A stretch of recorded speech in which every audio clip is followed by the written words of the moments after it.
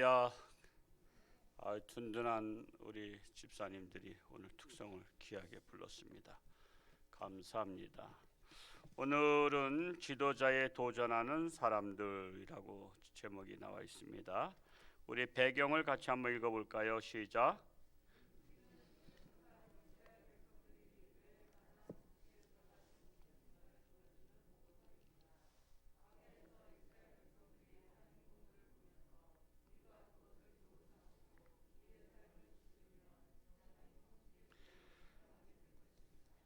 묵상을 들어보겠습니다. 1번 시작.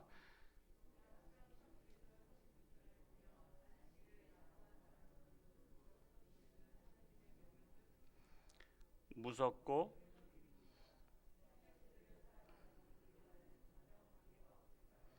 창세기 2장의 창조시 말씀하셨고 십계명으로 주신 말씀은 지금 우리들과도 절대적으로 관계가 있지 않습니까? 구약 시대를 율법 시대라고 하죠. 그냥 전체 틀을 보시면 이해가 돼요. 구약은 율법 시대. 그래서 율법으로다가 모든 것들을 다스렸어요. 그냥 원칙이죠, 원칙.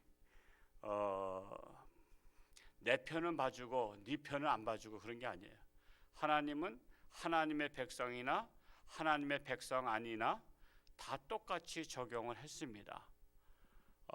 읍참마속이라는 고사성어가 있잖아요.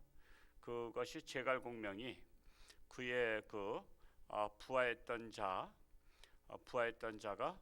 그 상대방하고 전쟁터 나갔을 때 그 밑에서 골짜기에서 진을 치고서는 적을 대비하라고 했는데 전망이 좋은 꼭대기에 올라가서 봐야 되겠다. 그래서는 그냥 꼭대기로 데리고 올라가요, 군사들을. 그런데 여러분, 산 꼭대기는 전망은 좋은데 오랫동안 포위하고 있으면 물이 떨어지잖아요. 산 꼭대기에 물이 없어요. 골짜기에 물이 있지. 그냥 물이 떨어지면 그 병사들이 며칠을 견디지 못해요. 그런 바람에 참패하게 됩니다. 그리고서는 그 대장, 내가 이름을 잊어버렸는데 그 사람이 패하고 돌아오는데 그를 목을 베입니다. 군법에 의해서 명령을 어겼다고. 그러고 나서 제갈공명이 밤새도록 울었다 그러죠. 사랑하는 부하였어요.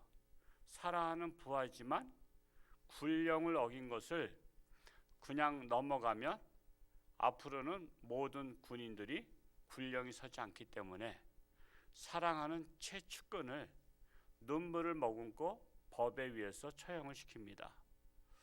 참으로 그래서 이 남자분들이야 특히 삼국지 같은 경우는 몇 번씩 읽어보죠. 그래도 삼국지는 뭐 한 10번씩은 읽어야 저 남자로서의 그 여러 가지 스케일을 느낄 수가 있다고 하는데 저도 뭐 10번을 읽지 못했어요. 몇 번밖에 못 읽었습니다만 정말 그것을 보면서 오늘날 우리가 정치를 보면은 측근이기 때문에 넘겨주고 봐주고 그런 게 아니에요. 그건 쫄짱부들이나 하는 거예요. 여러분, 이 시대의 진정한 지도자는 측근일지라도 온 국민들한테, 백성들한테 본이 되기 위해서 가차없이 자를 수 있어야 돼요. 토사구팽을 잘해야 된다 그러죠. 토사구팽.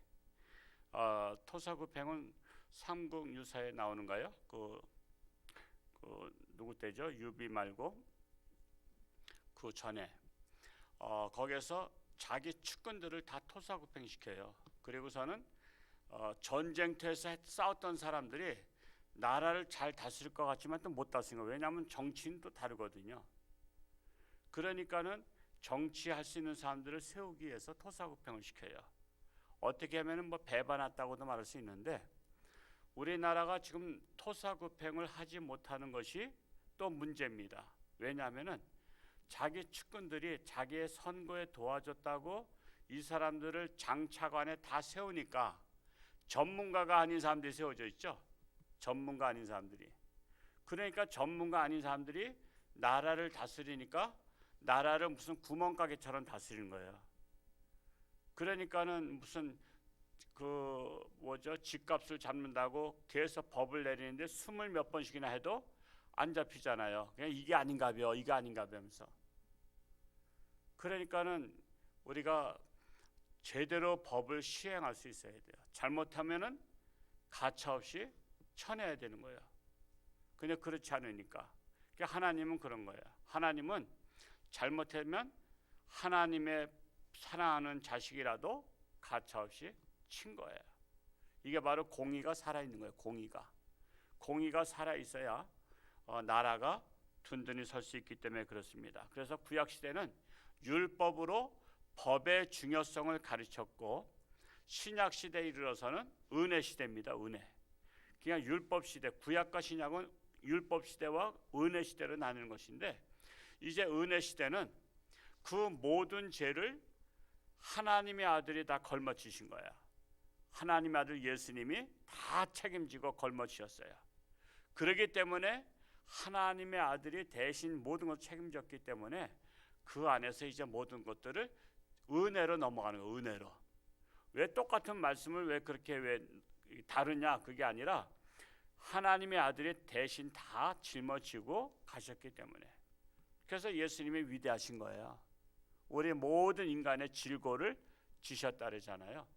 그래서 신약시대 이후는 은혜시대다. 그렇게 보면 성경을 쉽게 이해할 수가 있습니다. 우리 2번을 한번 읽어볼까요? 시작. 고라의 나단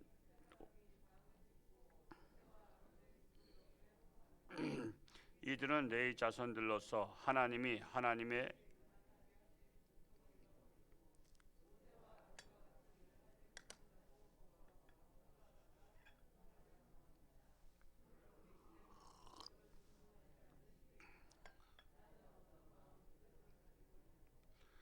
자, 고라, 다단, 뭐와 아비람, 이 사람들이 당을 짓고 모세와 아론의 지도력에 대해서 항거하죠. 당신들만 지도자냐, 우리도 지도자다. 그러면서 항거합니다. 이 항거하면서 정말 이렇게 심판이 또 오죠. 참으로 하나님이 기뻐하지 않는 거예요.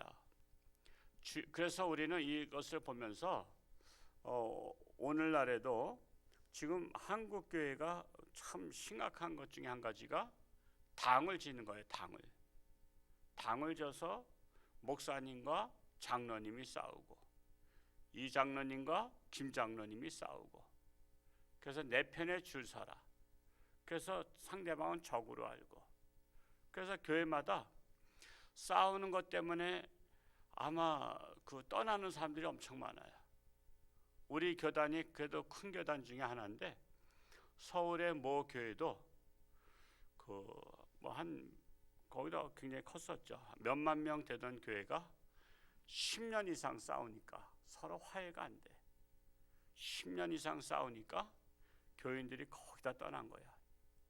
한 2만 명 되던 교회라고 하죠. 그 2만 명 되는 교회가 2천 명 남았어. 물론 2천 명도 뭐 많긴 하지만 2만 명 교회가 2천 명으로 남은 거예요. 그런 교회들이 많아요. 우리 노예 안에도 싸우는 것 때문에 교인들이 반토막 났다랄까? 그런 교회도 있고, 춘천에도 그런 교회가 또 있어요.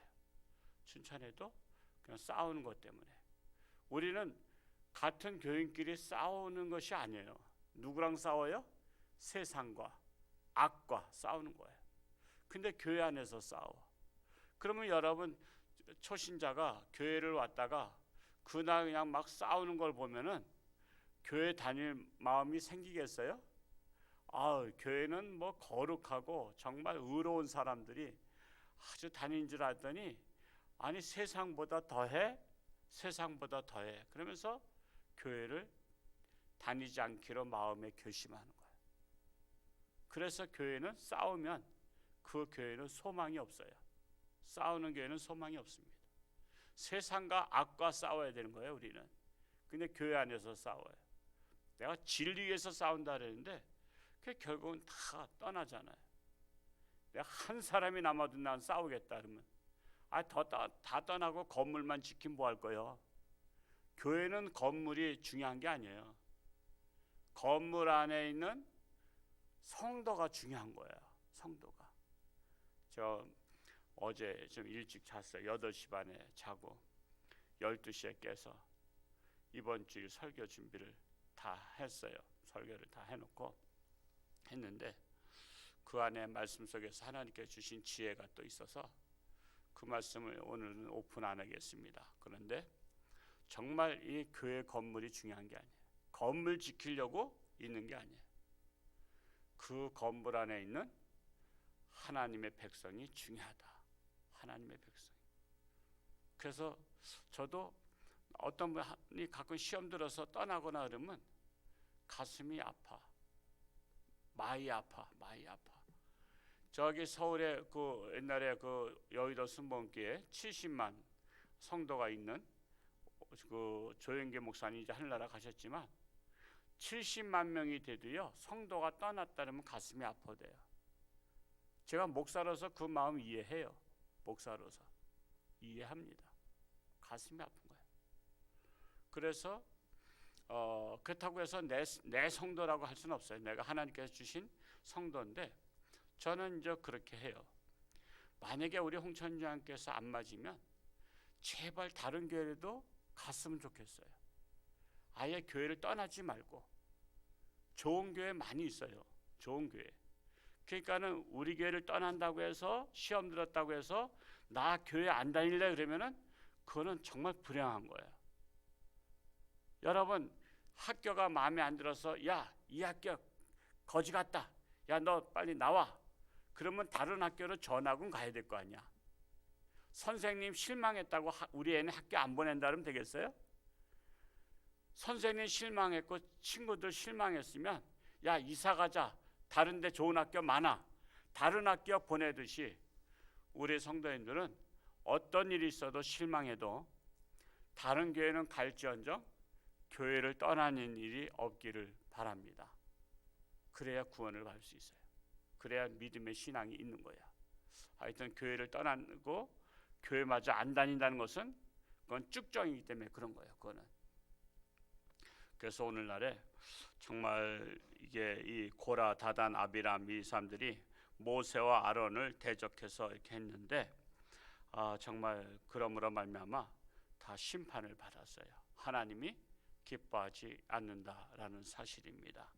3번을 한번 읽어볼까요? 3번 시작.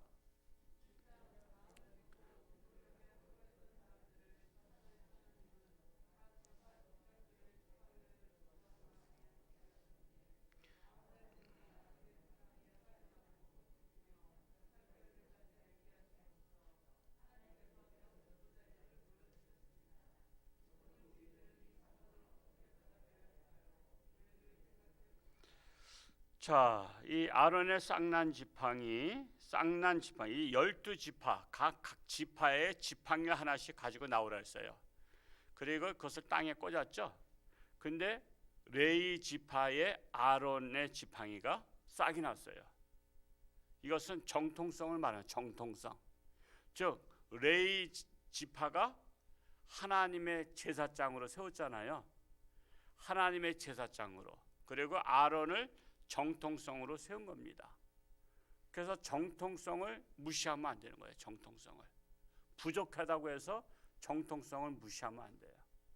그래서 이 아론의 쌍난 지팡이는 하나님이 세우셨음을 증거하는 증표라고 말할 수가 있습니다. 오늘 말씀을 읽으면서 마음에 와닿는 말씀 한 구절을 적어봅시다. 16장 46절을 적었습니다. 16장 46절 같이 한번 읽어볼까요? 시작. 이에 모세가 아론에게 이르되 너는 향로를 가져다가 제단에 불을 그것에 담고 그 위에 향을 피워가지고 급히 회중에게로 가서 그들을 위하여 속죄하라. 여호와께서 진노하셨으므로 연병이 시작되었음이니라. 참으로 하나님께서 진노하실 때 뭐가 시작돼요? 연병이 시작된다는 거예요. 그래서 우리는 세상을 볼 때 하나님의 말씀으로 보면 답이 나오죠. 하나님 앞에 불순종할 때 하나님이 진노하시면서 연병으로 하는 거예요. 연병으로. 오늘날 이 연병으로 지금 진노하고 계시잖아요. 왜 그럴 것 같아요? 그 많은 죄가 있지만 여러분 창세기에 보면 그 노아의 홍수가 나오잖아요. 노아의 홍수가 세상의 죄악에 관영했기 때문에 홍수로 다 멸했어요. 그리고 나서 이제는 홍수로는 멸하지 않겠다고 하셨죠. 그리고 나서 또 어떤 사건이 있냐면은 소돔과 고모라 지역적인 범죄가 동성애. 하나님께서는 동성애를 하지 말라 그랬거든요.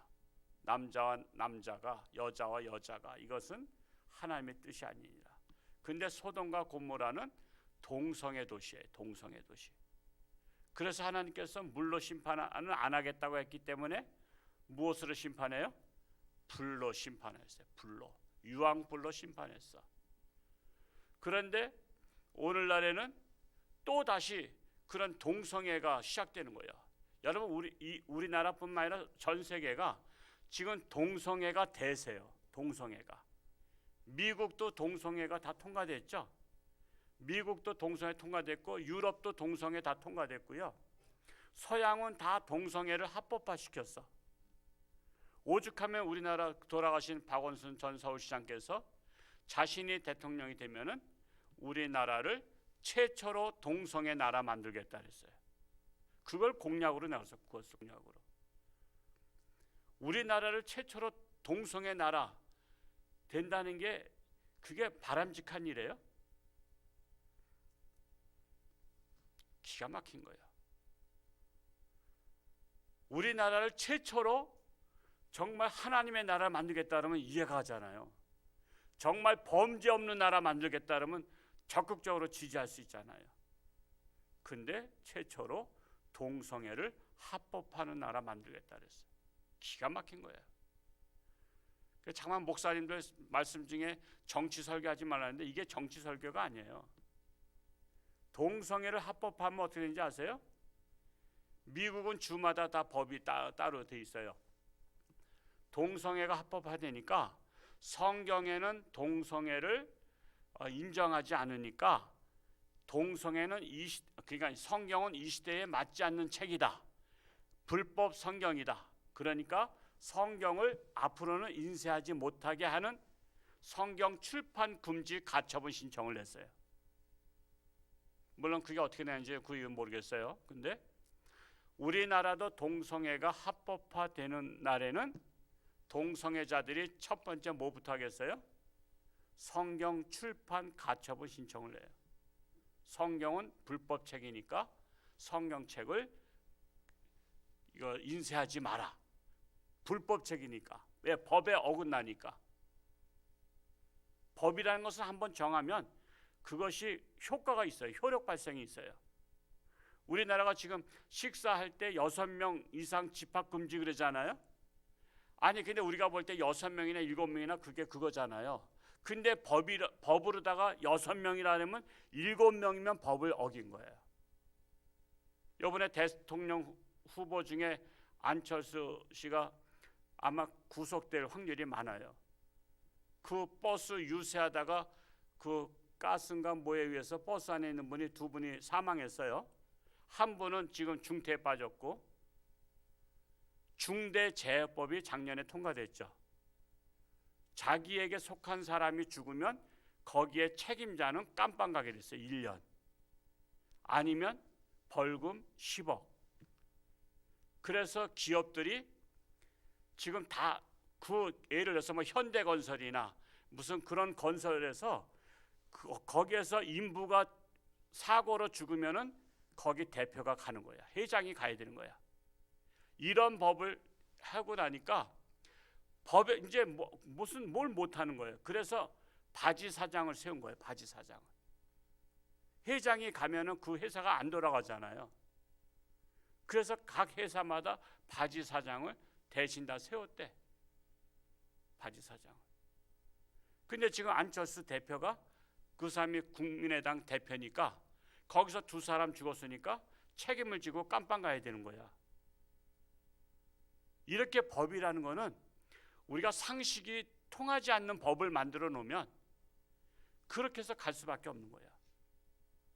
지금 아마 대통령 후보로 지금 나왔으니까 조금 미적거리겠지만 법을 고치지 않으면 감방에 가야 되는 거야.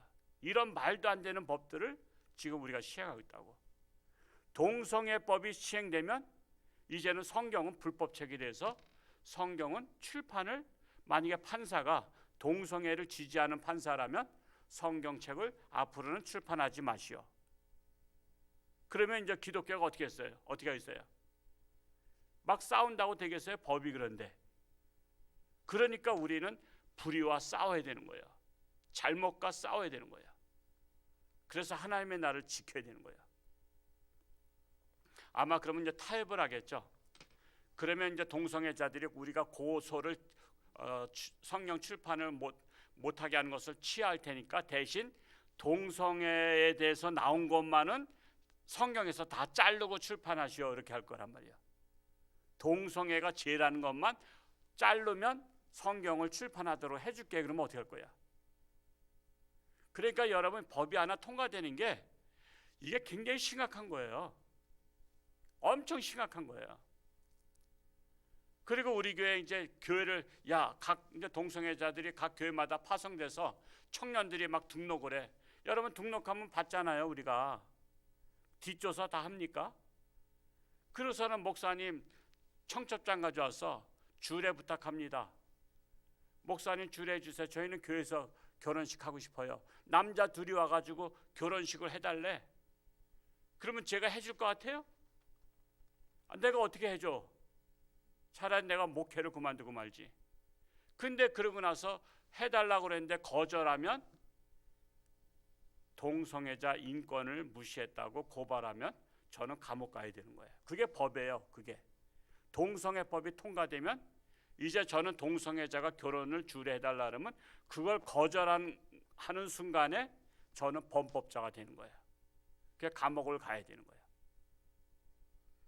이런 법을 통과시키려고 하는 이 시대, 하나님께서 진노하셔서 연병이 돌게 하는 거예요. 연병이. 왜? 소돔과 고모라는 불르다 했잖아. 그러니까 또 다른 방법이 그 중에서 하나가 연병이에요. 연병. 연병으로다가 진노하시는 거예요. 그래서 우리가 이런 것들을 알아야 된다는 사실입니다. 우리 적용을 한번 읽어볼까요? 시작.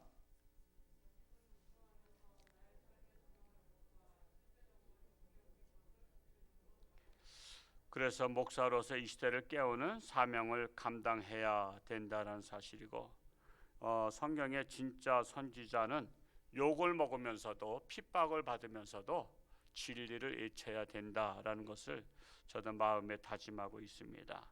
감사, 우리 읽어볼까요? 시작. 감사.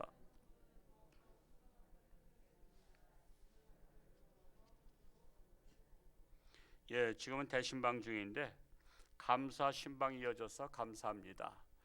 특별히 성도님들의 순수한 마음을 다시 한번 확인하고 알게 된 것이 다시 한번 감사를 드립니다. 기도 읽어볼까요?